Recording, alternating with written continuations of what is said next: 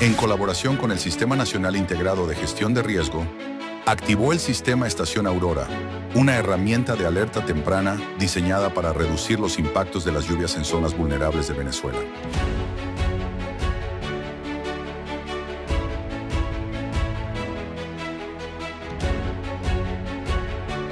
Conoce todos los detalles de esta noticia del momento entrando en el enlace de nuestro perfil y dale like y compártelo entre tus amistades.